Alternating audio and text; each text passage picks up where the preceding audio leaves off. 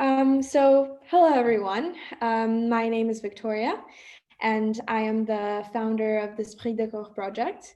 I would like to welcome you all today on today's webinar. I would like to begin by thanking everyone who registered to participate in this event, as well as those who helped us organize the webinar and advertise it.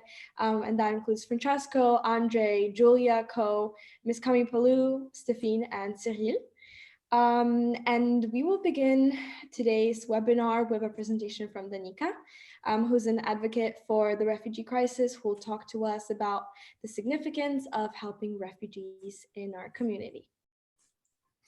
Hello, everybody. Thank you for such a warm introduction, Victoria.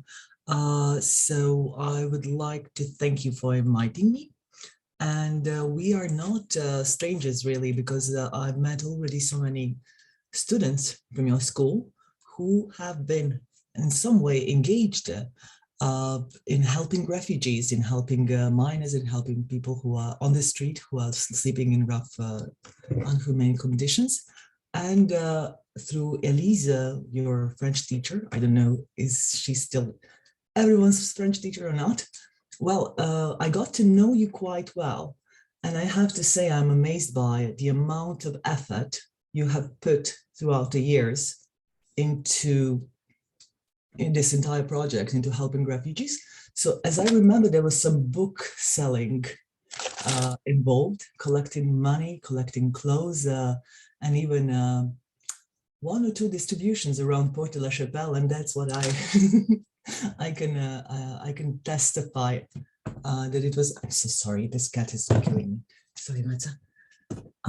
That is something I can testify that was like really, really successful and really super engaged.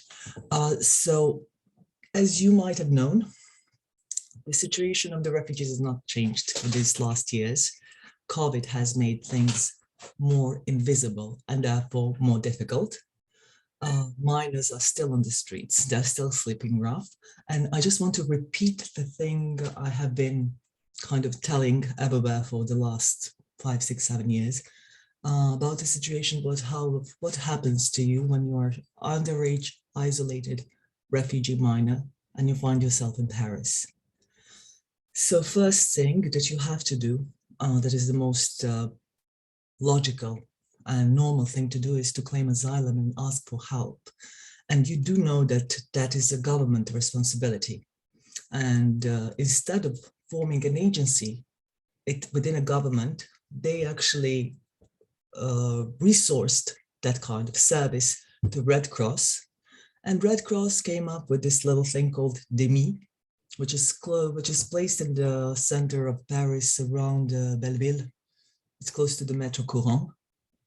And that center called DEMI is actually the only thing where underage refugee minor can apply for asylum. Unfortunately, the same center has a 90% refusal rate. That means that 9 out of the 10 kids that show up in that center will be refused and will be left outside. This is a very difficult and very complex issue, and I'm not going to even comment why is that so, why do they do so? But those are the facts. This is what happens. So we have two teams, two groups that work on this issue like on daily basis. They're called Midi Dumier, and I think you might have heard of them already. And the second one is Timmy. And if you allow me, I'm just going to share a screen for a second here.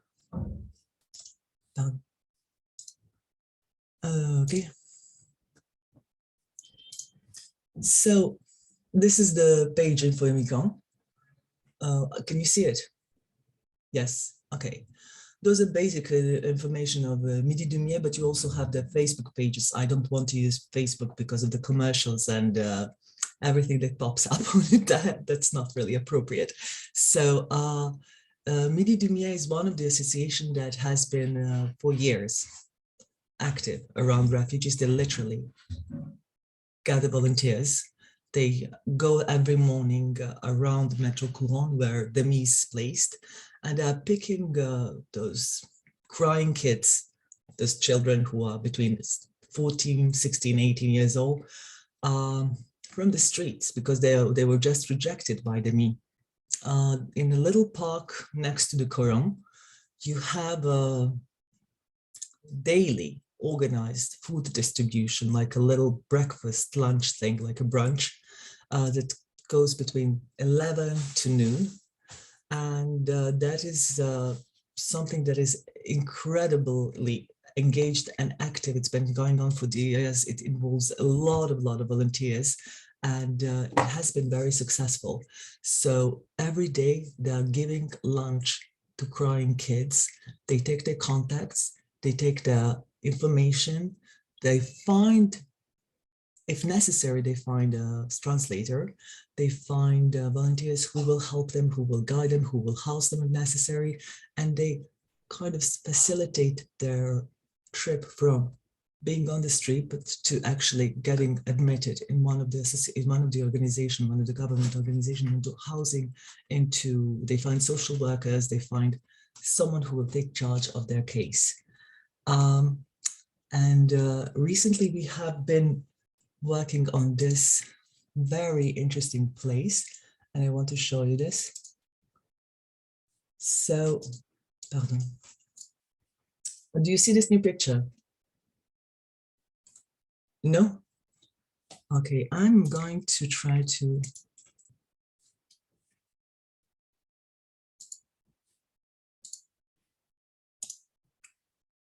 No? Yes. So we have about 20 kids at this moment in something that was a cultural center pre-COVID in Saint-Denis, in the north part of Paris, a very shady area, a very problematic area as well, but still with a lot of good people and a lot of volunteers who are engaged. So this, it's not only COVID consequences. So whenever there was a bit, le grand froid, whenever there was a really low temperature in Paris, this community center would open the gates to the refugee miners, and they would actually, within an organization with the collaboration of Mairie Dumier, they would take them in. And they are sleeping and spending time here from 6 o'clock in the afternoon until morning, until noon, whenever they need to do. Then they have lunch in Courant, they go and do their projects, and then they come back. It is not always so ideal. The temperatures are extremely low. There is no heating, there is one bathroom, they sleep on mattresses. We brought a lot of things from Calais actually. They brought a van with a lot of duvets, with a lot of things, and this is not a permanent solution. This is going to be, they're going to be moved quite soon. What is actually great is that they have community. They have a place where they can do some sort of, where they can be engaged. They have a little loisir, and they have a place where they can sleep. The most important thing is that those kids are not in the streets in the middle of the night. I'm sorry, I'm just going to try to give you a second one. And partager. Oh.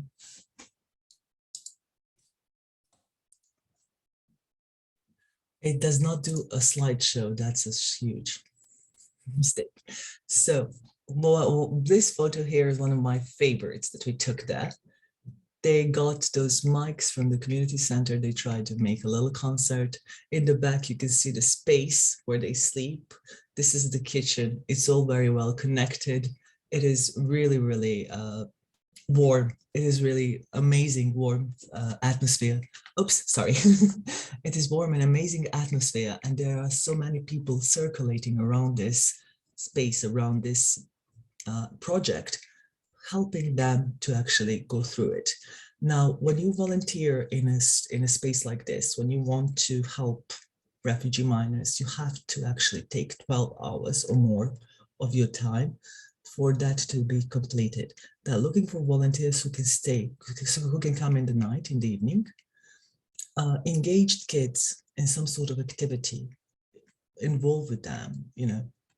Well, last time I was there, I was teaching them how to play Monopoly, even though I'm not so great at it, but we did something together. do some activities, feed them. That does not mean cook. We only have, we have those microwaves aside only to heat up the food that's being already cooked with a collaboration with another association, and they bring us to us. We have volunteers who are engaged, who are responsible for that, and then we feed them in the evening.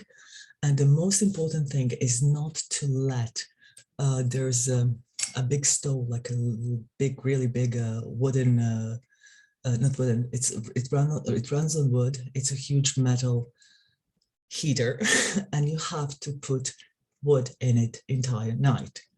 Besides that thing, we have several more electric radiators that sometimes will just like pop up the security something, and the entire electricity will go out. So we have to watch that. And when I was there, I had to kind of put my alarm clock on every hour and a half, because that's the time that you need for the wood to burn and to put in, that's the kind of the pace of that burning stove, and to keep the entire space warm. Otherwise you will wake up at 5 o'clock and you will be like in a state of complete, you'll be frozen. It's going to be like you slept outside. There's a lot of problems with this because people can't really go that often there, but we managed to find volunteers, and we managed to keep this project alive. Another thing that I would like to show you, sorry, is how does that look like?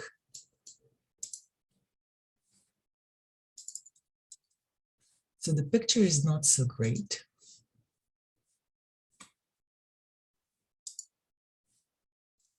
It's a little bit pixelated, it's a bit different, but this is what distribution of the food in that park close to Koran looks like.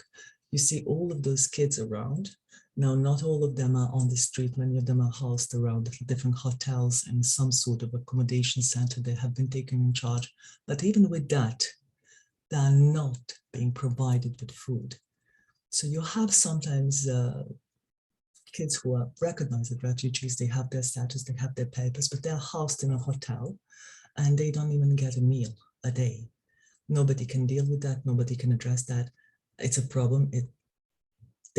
Everybody knows it's a problem, but they don't really work on that. They might give them like a little bag with a banana and a sandwich, and that's the entire meal for a day. This is the service that Midi Dumier provides for them, and it has been proven as something very much needed and very successful. It is mostly reserved for minors, but if some homeless person shows up, regardless of its age, they will also be provided with food. The second thing that's really, really important for this park is that you have a little library right next to it, where they're providing French lessons and math lessons twice a week. So so they don't really come there only for the food. There's also education, and there's volunteers who provide legal help. There's volunteers who provide different kinds of services. They will take you to a doctor. They will take you to a rendezvous if you have with your social worker or some other association, some other agency. And those things are really, really working well, and they're really important. Pardon. This is maybe the best illustration of the activities. I do not want to, I have to be fair, and I have to mention the work of Timmy. And unfortunately, I don't have that much photos now of them. But right before COVID, they're doing the same thing, basically. They're doing a lot of activities. They're doing education. They're doing soutien scolaire. They're doing housing if necessary. And 2 years ago, before COVID, we even had a squat in an abandoned house in Gare de Lyon, where they were doing the same thing as we are doing now in Saint-Denis. So the food and the accommodation was provided for 20 isolated minor refugees. It was running on volunteers. the donations were brought, they were fed, they were taken care of, they were accompanied, everything was there. This is no, this is actually associations who are not paid by government, who are not organized by them, they are not run by them. They don't really have a regular paychecks, they run on volunteers, but they are providing services that the one Red Cross, they were supposed to do. So they're actually picking up the work that was neglected with isolated refugee minors, and they're doing it for them. People who are behind those, let's say for Timmy, that would be Esperance, and she's an amazing woman. She did so much. She saved so many kids. And the second one is Agathe. I hope you will get to meet them both in some projects. They're really amazing, amazing people, and they're doing so much work, but they're also super busy, so it's so difficult to discuss anything with them. And when I try to talk to them about the suggestions you had, Victoria, to actually provide a soutien scolaire, to give soutien scolaire for the isolated refugee minors, the first problem that came up was a presumption, an idea that you yourself are minor, and that people who would be helping you are also minors. So that sounded like a little bit of a risk, because a lot of associations simply do not take underage kids. They don't take anyone who is underage to provide some volunteering work without supervision. That is a bit, it's like safeguarding policy. I don't know how to explain that, but it makes some sense when you are looking like, what can you expect from what kind of responsibility can you give to a minor? And the second one is that there are so many things going on that are extremely important, like feeding and housing those kids. And I'm not saying education is not, but it is a daily struggle actually to find a place for them, to find to find them lunch, to provide them with lunch, to provide them with clothes, to provide them with a safe place where they can sleep. So everything else is kind of being pushed in the second plan, and it is a huge shame, and it is not fair, but that's how it is. That's how it happens. I would like to suggest one more thing, since with associations, when you work with associations, there's always going to be legal questions, especially in France.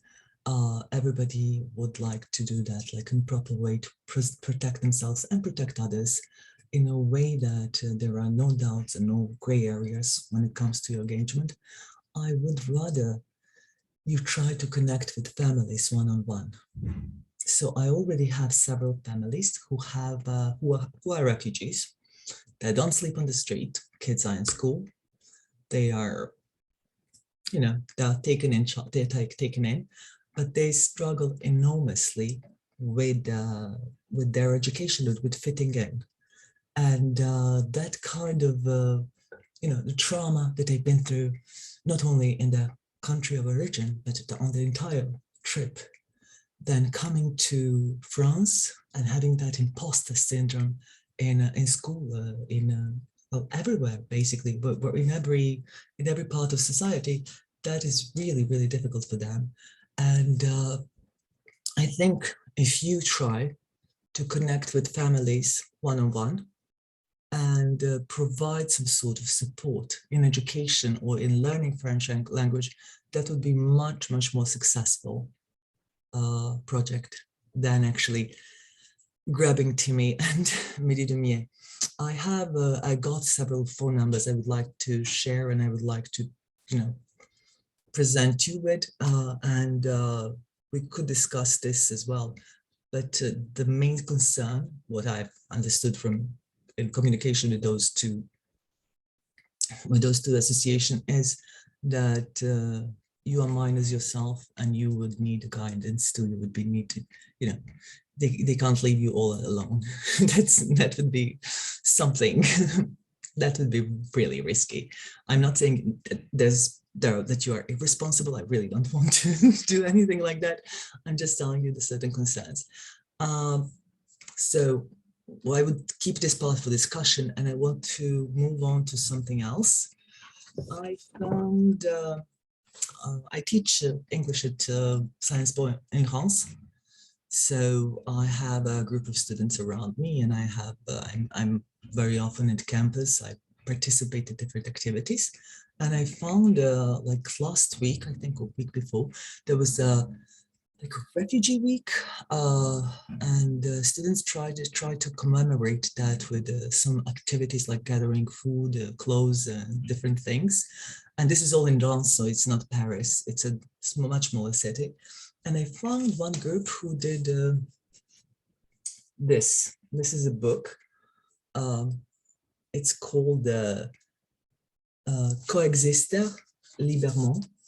And it's in 3 languages. It's in Greek, German, and French. And it's not really a translation of the same languages. Basically, it's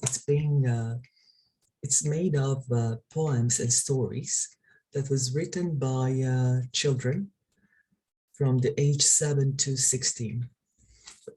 They were doing this like sensibilization workshops with kids in Greece, in France, and in Germany. And they were talking to them about refugees, and they allowed them to express themselves, not allow them, they encouraged them to express themselves in some way with poetry or story. And then they collected all those little essays, not like those little kind of, it's a page long. It's not even there. I'm sorry, it's not working. They don't have a lot of presence online, unfortunately, but I'm going to send you a link. And this girl who is studying at university in Reims is actually running the thing and representing this book around, trying to help refugees, trying to sell books as much as they can, and trying to get involved in some of the activities. So I think maybe they would be a good match. Maybe she would be a good match, since you already had so much success with some book sale in Paris. I'm talking about your school, not about your associations. So maybe you could find, maybe there's an idea, maybe that there's a potential to connect with this group of students and work on that. I would like to hear some feedback from your side. Any questions, any comments? I think the ideas and the suggestions you gave are great, and we will definitely take them into consideration. If anyone has any specific questions you might want to ask, then feel free to unmute yourself and ask your questions.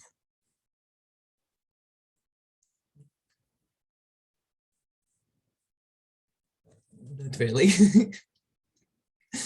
That is not a problem. I'm sure everyone enjoyed your presentation. It was great. And thank you so much for agreeing to participate and share your point of view regarding this situation. Thank you. We will now move on to the second presentation, which will be a presentation of our project, of our members as well. So let me just share my screen.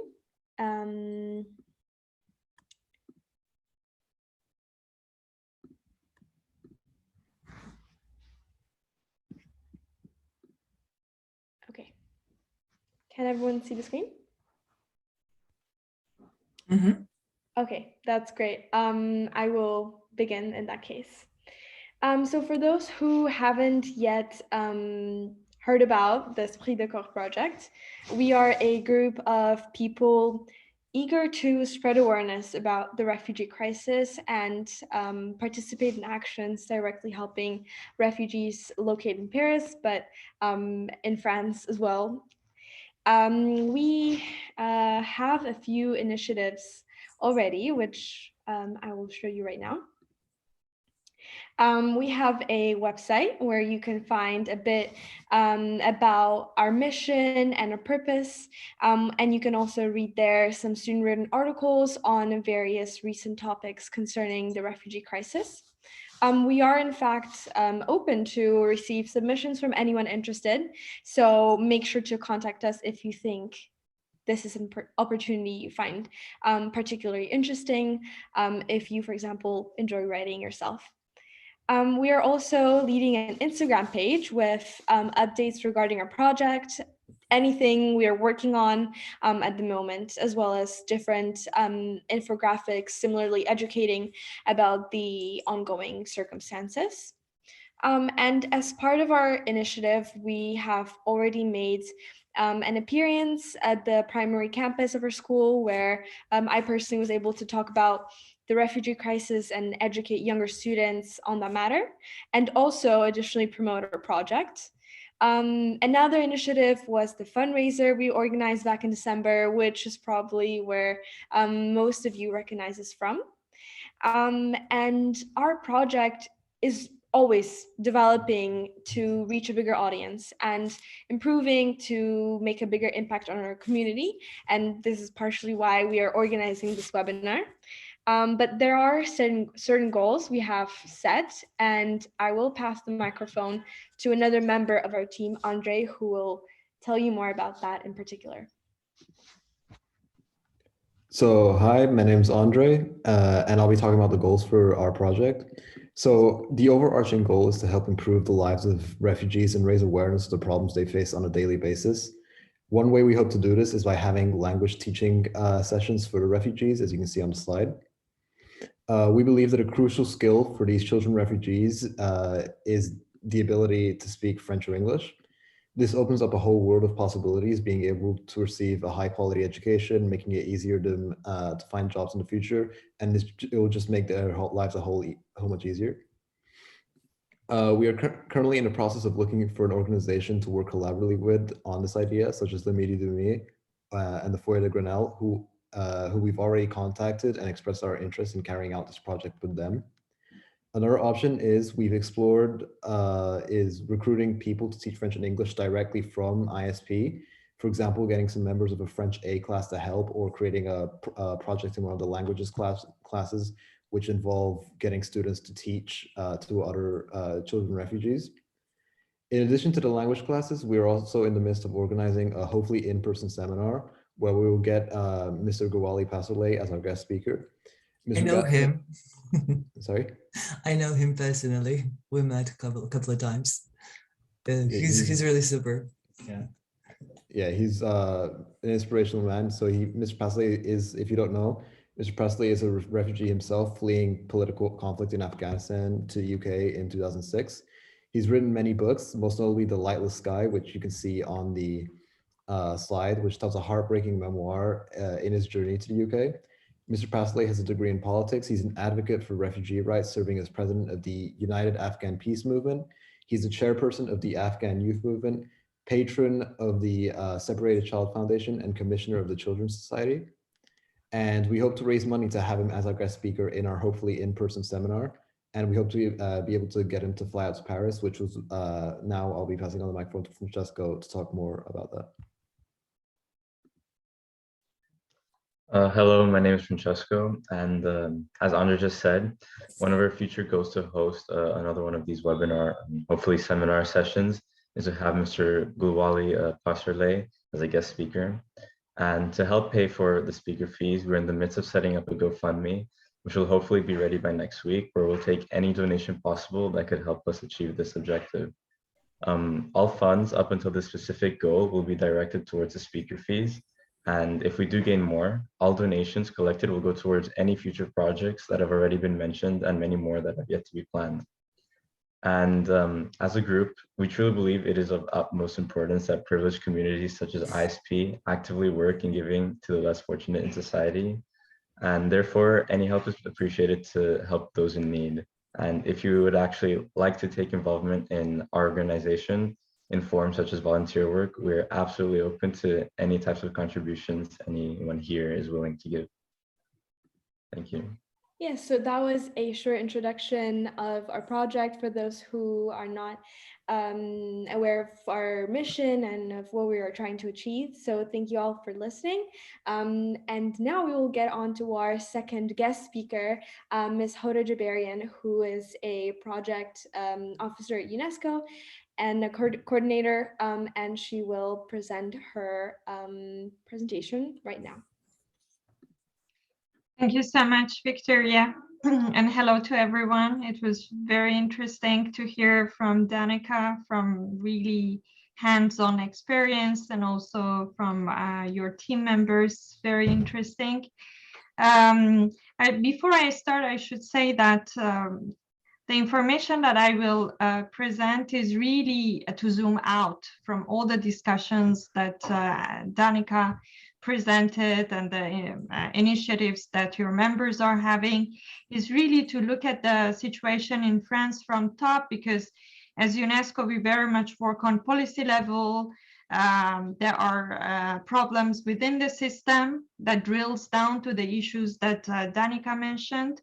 And without certain reinforcement and keeping the hosting governments responsible for certain issues, the day-to-day humanitarian interventions, either by humanitarian agencies or charities, foundations, or associations, will really remain on a day-to-day basis without sustainability and with very serious problems with regards to integration of these individuals.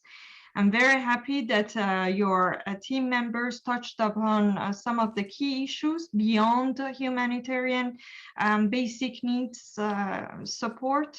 The issues related to shelter, food, medication, indeed are life-saving interventions that without them, the continuity of lives of these individuals will be at risk. However, without learning, being in a safe place like school, education learning some of the basic social aspects of the country of destination, hosting, speaking of France, this process, this vicious cycle will continue forever. So I will quickly present you some of the key findings on. Do you see my screen or not? No. Okay.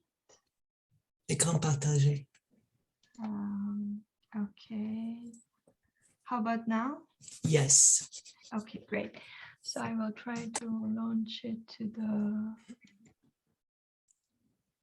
Okay. So I will start from France very quickly, some of the basic information, because I think really it is important for all of you to know in France, beyond Paris, what is the situation, what are the processes.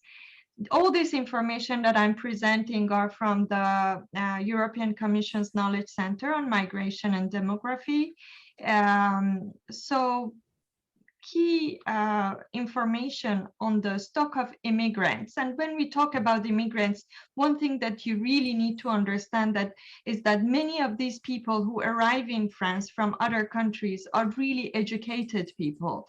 They are the ones who have passed certain path in life, and due to... Excusez-moi, est-ce que je peux poser une question? Just one question. Are you talking about refugees or immigrants? Immigrants, and by immigrants, refugees fall under the category of immigrants. Those are two separate categories. I'm an immigrant. I was a refugee. It's not the same. So when you are a refugee, you are running away from a certain and dangerous situation. When you're immigrant, you migrate because you have a job opportunity, because you want to. It's a choice.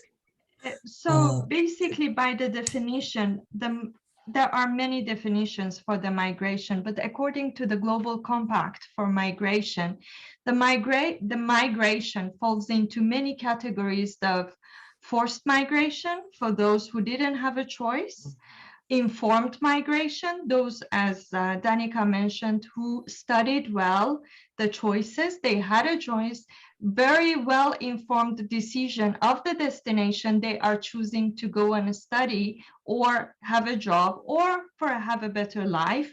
And those, of course, according to the Geneva Convention, those who had a threat, a life-threatening situation because of their beliefs, religion, or political beliefs. Sorry, I'm in the building, and at 6:30 sharp, they cut the electricity. I need to turn on it again. Okay, they do it.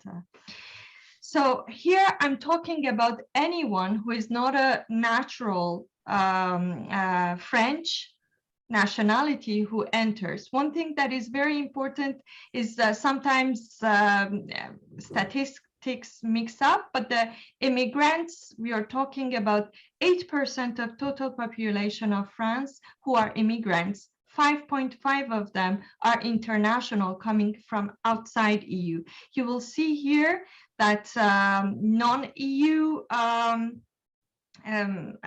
immigrants form 5.5, and EU immigrants actually form 2.2% of total migrants in France.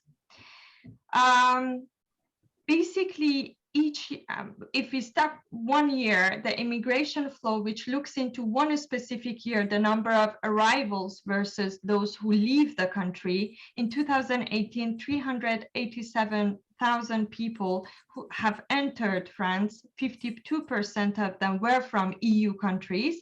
And in the same year, 300,001 people have left France. And it is interesting that 72% of them left EU completely.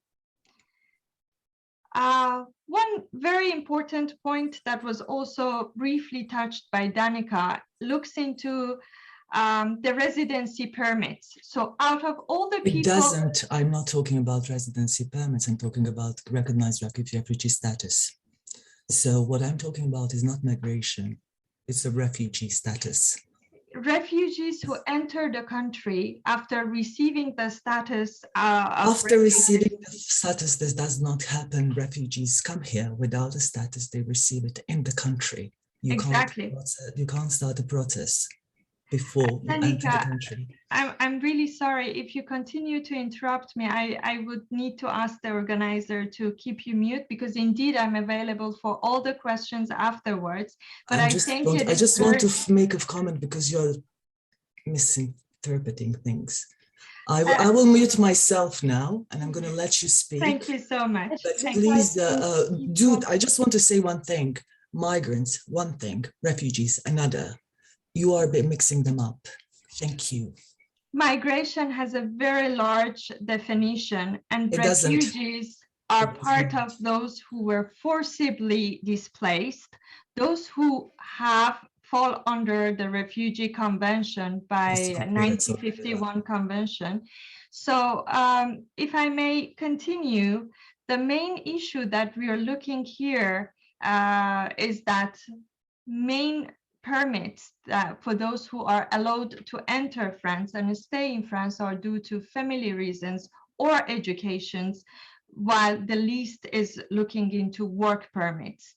By the end of 2019, 40% of issued permits cover family reason and 47% cover other, like asylum seekers or refugee status, just as an example. It is very important that most of the asylum claims that was received in France were rejected. Here you can see every year, maximum 20% in total are accepted, and in average 75% to 80% are systematically rejected. One other issue that is very important to look into this population is their education. As you can see here, within all age groups, for EU origin or non-EU origin arrivals in France, the nationals systematically have a higher level of education. However, when you look into non-EU vis-a-vis EU new arrivals, the education at the higher level is more or less the same, while indeed the non-EU ones have a larger proportion with regards to lower level of education. Also, when you link it to market survey, market surveys, you will see that those arriving in France usually have higher chances of being absorbed by the labor market when they have a lower level of education rather than those who have a higher level of education. And at policy level, it is very important whether or not those with higher level of education are also given the chance to join the labor market, which will promote continuity of education, versus those who can see that lower skilled or lower level of education actually led them to join and have a basic income, which demotivates continuation of education. From UNESCO perspective, one thing that is very important for us is inclusion. Inclusive, equitable, quality education systems for those who arrive. And for that, we work with governments. UNESCO is not a humanitarian agency, it's a specialized agency. So systematically, we never work with individuals. So you name individuals, you name families, we never work with them. What concerns us is the correct legislation and systems that would ensure that no individual falls between the cracks. So those are given the chance to join either formal or non-formal education. They are given the chance to improve their skills. They are given the chance, like the issue of language for social integration. And one thing that is super important is the connection with their identity. Because some of when you look into many cases of migration studies, one problem is within the context that you're expected for them to arrive, forget about their history, their culture, their language, to become a member of the hosting society. And that creates actually this disconnect from their origin, creates a lot of problems. So in many of our programs, we make sure that mother language training continues, their connection with their culture within the country of origin continues. And of course, the issue of poverty, so some level of income to make sure that this peaceful coexistence with the hosting community also is put in place. Here, I will leave the case of France because some of the key work we do on emergency concerns post-conflict context. We have a big initiative, Revive the Spirit of Mosul. Some of you might have heard about it. Mosul is a city in Iraq that was attacked by the violent extremist groups. All those schools, all the universities, and all the cultural centers were attacked, burnt down, all the libraries, public libraries, and that actually highlights the importance of these knowledge houses, school as a safe place for lightening up the thinking of those children or youth. So our initiative is really looking into bringing back this society, reconstructing all those damaged centers, schools, universities, and public libraries. Following to that, in 2020, the explosions in Beirut happened, and the crisis in Lebanon. So UNESCO launched the Leave Beirut initiative, in which we again tried to rehabilitate the schools as the key centers that would ensure the continuity of life for children and youth to have a safe place, especially during main hours of the day to learn. And based on the statistics, the children and youth who are not, especially in post-conflict situations, are not absorbed in training, skills development, or school construct system. There's a lot of risk for the young girls for unwanted marriage, unwanted pregnancies, sexual and gender-based violence against them, and making sure that not only for them but also for teachers, that certain courses on psychosocial support, many of these children arriving to a new country of asylum or remaining in their countries of origin, have faced trauma. So we also shouldn't think that by providing language courses or putting them in formal or non-formal education system, they have a perfect learning speed like a normal child. Many of them need to be supported for the learning process, for the quality of learning. Many of them have language issues, and for that we have specific programs and toolkits for the teachers who are specifically working with these kind of children and youth.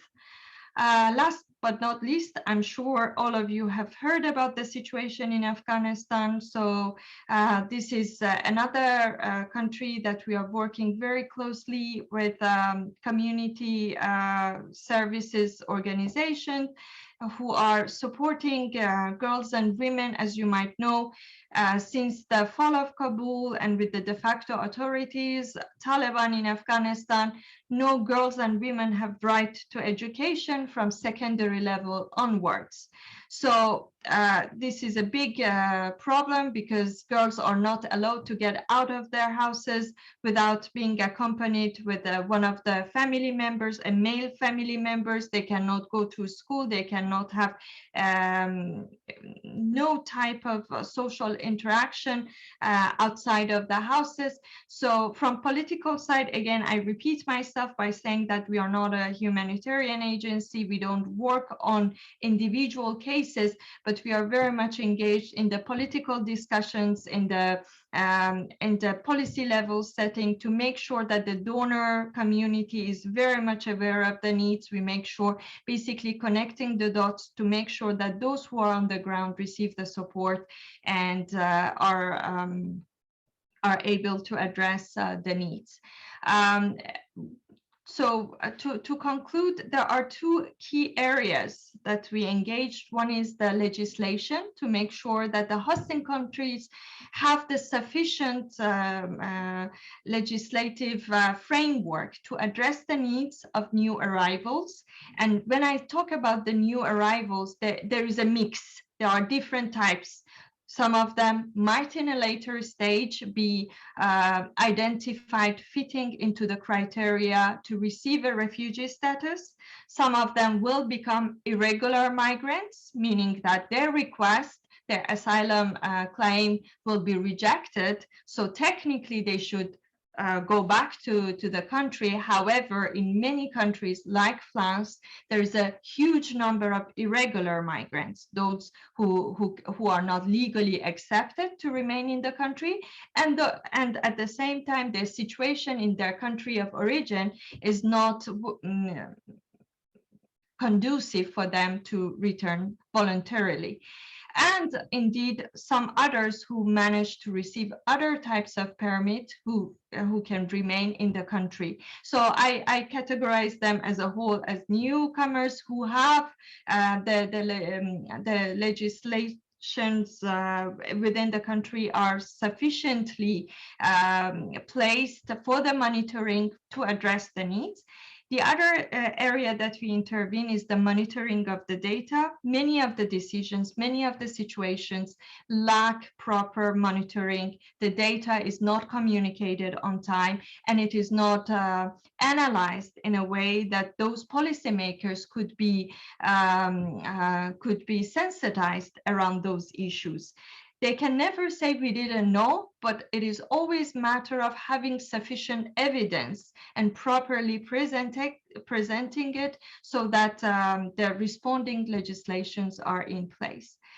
Last but not least, the UNESCO Constitution that speaks about, since wars begin in the minds of men, it is in the minds of men that the defenses of peace must be constructed.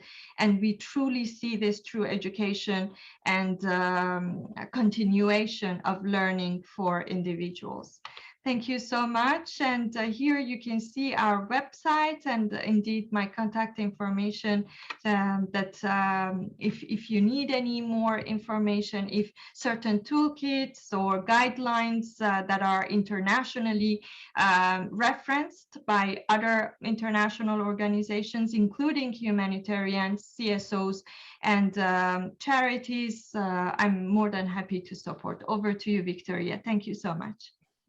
Thank you so much for your presentation. Thank you for giving us a slightly different point of view that we can analyze and to allow us to see the bigger picture.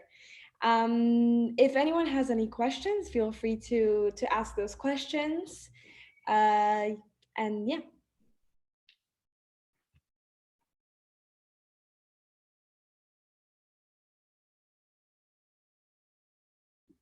Okay, in that case, if there are no questions, I would like to sincerely thank all of you for signing up, for participating, for listening to our wonderful guest speakers, to our team, and for taking a bit out of your day to learn more about this important situation and an ongoing crisis.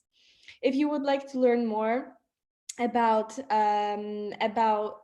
our project and our mission and what we're currently doing, make sure to check out our website and our Instagram account. And that will be all from me. Thank you again for attending and for listening. Thank you. Thank you very much, Victoria. Bye.